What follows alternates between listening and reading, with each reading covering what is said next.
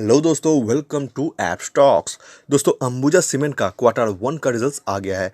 यहाँ पे आप सबसे पहले देख लीजिए, नंबर्स जो है वो करोड़ों में दिए गए हैं। अब मैं इसको थोड़ा स्क्रीन में एडजस्ट कर लेता हूँ ताकि क्लियर समझ में आए। यहाँ पे देखिए, ये है इस बार का नंबर और ये है पिछला बार यानी कि क्वार्टर फोर का नंबर और ये पिछला साल क्वार्टर वन का नंबर यहाँ पे दिया गया है। शुरुआत हम यहाँ पे सबसे पहले करते हैं रेवेन्यू फ्रॉम ऑपरेशन के साथ, जो कि इस बार है 8,032। पिछला क्वार्टर में था 7,900 और पिछला साल क्वार्टर वन में था 6,978। रेवेन्यू तो यहाँ पे कंपनी का बढ़ गया है पिछला साल के मुकाबले और पिछला तिमाही के मुकाबले भी बढ़कर ही आया है। अब यहाँ पे रेवेन्यू के साथ अदर इनकम जोड़ने के बाद कंपनी का टोटल इनकम निकल कर आया है, जो कि इस बार है 8,165। पिछला क्वार्टर में था 7,990। पिछला साल क्वार्टर वन में था 7,055। साल दर साल यहाँ पे कंपनी का इनकम बढ़ गया है और पिछला तिमाही के मुकाबले भी बढ़त देखने को मिल रहा है। चलिए ठीक है, इनकम तो ठीक ठाक हुआ है, लेकिन एक्सपेंस के ऊपर भी ध्यान देना जरूरी है। काफ़ी इंपॉर्टेंट डाटा है ये। यहाँ पे देखिए, कंपनी का एक्सपेंस का लिस्ट दिया गया है। हम यहाँ पे टोटल एक्सपेंस को कंपेयर कर लेते हैं, जो कि इस बार है 7,276। पिछला बार कितना था?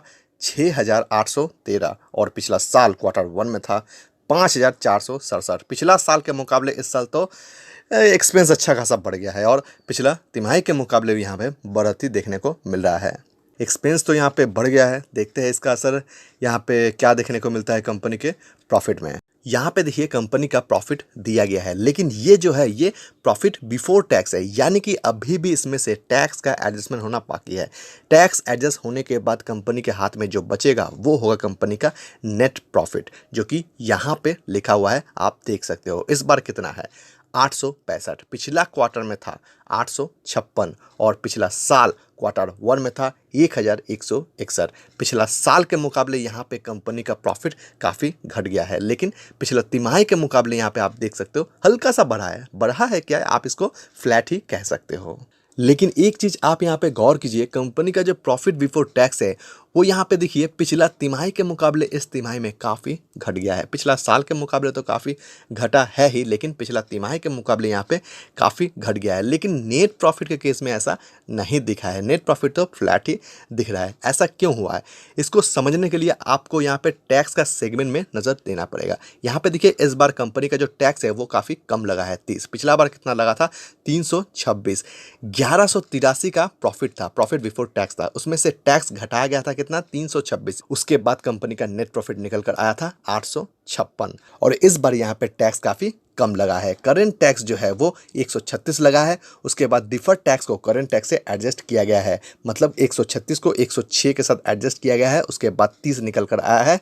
895 जो था कंपनी का प्रॉफिट बिफोर टैक्स, 895 से ये 30 को घटाने के बाद 865 कंपनी का नेट प्रॉफिट इस बार का निकल कर आया है। तो उम्मीद है आपको समझ में आ गया होगा कि नेट प्रॉफिट ऐसा बराबर का क्यों दिख रहा है और प्रॉफिट बिफोर टैक्स ऐसा घटा हुआ क्यों दिख रहा है, टैक्स का एडजस्टमेंट की वजह से।